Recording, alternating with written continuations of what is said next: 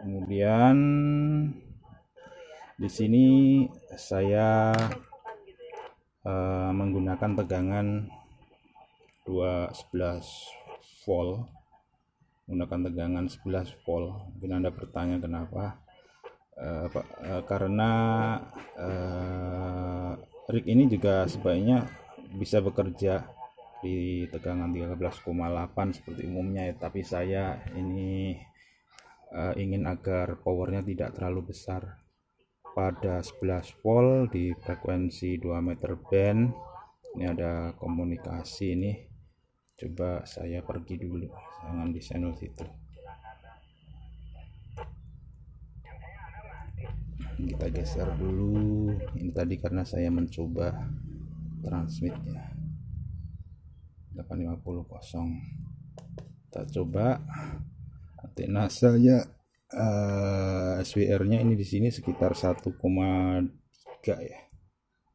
Kemudian pada kondisi idle memakan bebannya kecil, ini ya, hanya 2,5 watt ya, karena ini untuk power switching sendiri memakan beban konsumsi 5 watt. Kemudian ketika TX pada ini kondisi high pada 144,850, high-nya adalah 10 watt, hanya 10 watt ya, 10 watt. Kemudian untuk low-nya berapa ini? Low-nya 10 watt juga. Ini kemarin saya lakukan modifikasi di dalam ya, sehingga sepertinya saya lupa ini untuk tidak mengembalikannya ke seperti semula, tapi nggak menjadi masalah, mau berapa aja. Tadi ada perbedaan sedikit. Kemudian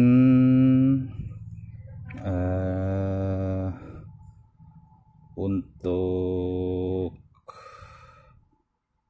pada tegangan 12 volt berapa ya? Pada tegangan 12 volt kita coba naikkan sedikit. Ini saya 12 volt aja pas ya. Apakah ada perubahan daya ya pada TX-nya? Ada kenaikan menjadi 12 watt pada load. Kemudian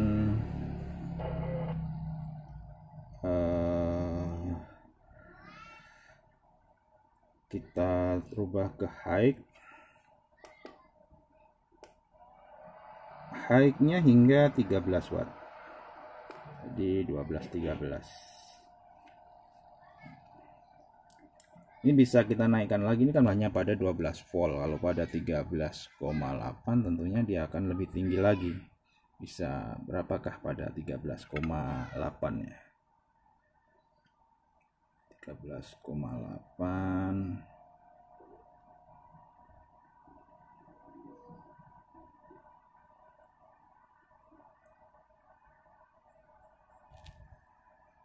12,8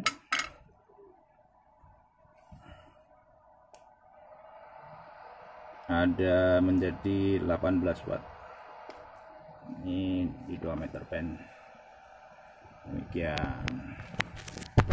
Kemudian untuk yang lain-lain, ini audio cukup kenceng ya. Audionya cukup kenceng. Jadi sangat membantu ketika Anda berada di posisi environment yang berisik. Ini juga kita bisa memindah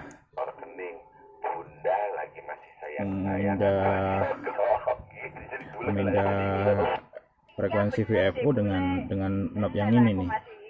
Ini juga bisa melakukan select kalau kita pencet. Ini juga sama. Ini kalau misalkan kita pencet akan bisa untuk select. Saat ini saya menggunakan antena flower pot yang dari kemarin. Entah cewek kupingmu katanya. Nggak tahu tuh bunda siapa. Sebenarnya saya legal untuk memancar di sini karena untuk call sign saya Yankee Delta Zero Alpha Yankee Alpha juga sudah aktif dari Januari kemarin.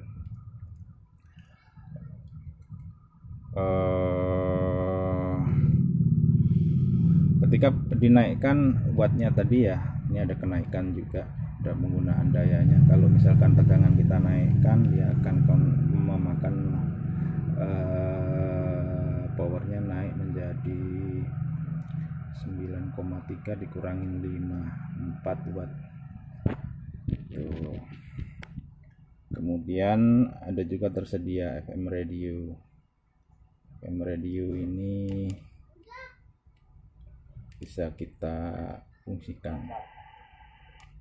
Tetapi kalau misalkan suatu frekuensinya aktif, maka tidak dapat digunakan. Nah, di sini fitur yang saya sukai daripada mini rig ini adalah kemampuannya untuk bekerja di 350 MHz. Ini berguna untuk testing bagi saya kadang-kadang ingin men-setting untuk HT 350 MHz atau HT UHF low, maka saya bisa menggunakan perangkat ini, menggunakan mini rig ini.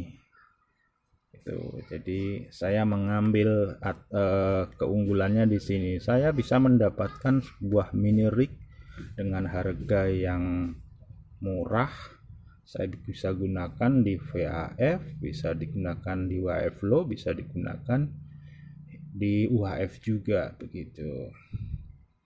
Jadi ini merupakan satu solusi ya.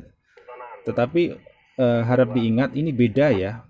Bukan 8900. Kalau B2 8900D itu hanya dual band. Sementara ini kuat, benar-benar kuat band. 4 band. Gitu. Jadi kembali lagi tergantung pada kebutuhan Anda ketika membeli suatu perangkat. Jangan sampai salah atau juga termakan oleh kadang suatu review yang bilang bahwa radionya itu ternyata jelek. Jadi kembali lagi pada kebutuhan kita masing-masing dan mensikapinya bahwa plus minusnya di mana begitu. Jadi saya menganggap ini rig ini sesuai ya dengan harganya ya. Kalau kemudian ada yang bilang performanya tidak bagus, ya tentunya tidak bagusnya di mana dulu gitu kan. Ada satu sisi itu kadang dia tidak bagus, di sisi lain dia bisa diterima, di sisi lain dia bagus. Nah, itulah kadang kita ketika menilai untuk membeli suatu produk hendaknya dipikirkan hal itu. Kemudian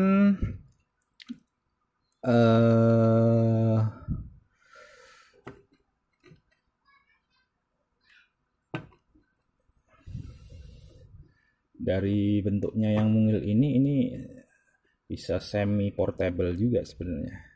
Bisa aja Anda anggap ini adalah sebuah versi meja, desktop version untuk radio HT Bofeng ya. Tapi yang punya keunggulan menurut saya adalah bisa digunakan di UHF low. Jadi kalau Anda mencari referensi rig apa yang bisa digunakan di UHF low, saya mengendorse produk ini. Kenapa? Karena dia bisa digunakan di UHF low. Lalu bagaimana dengan performa sensitivitasnya?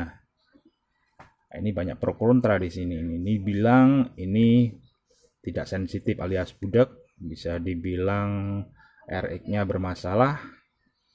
Tetapi ya kalau Anda perbandingkan dengan kondisi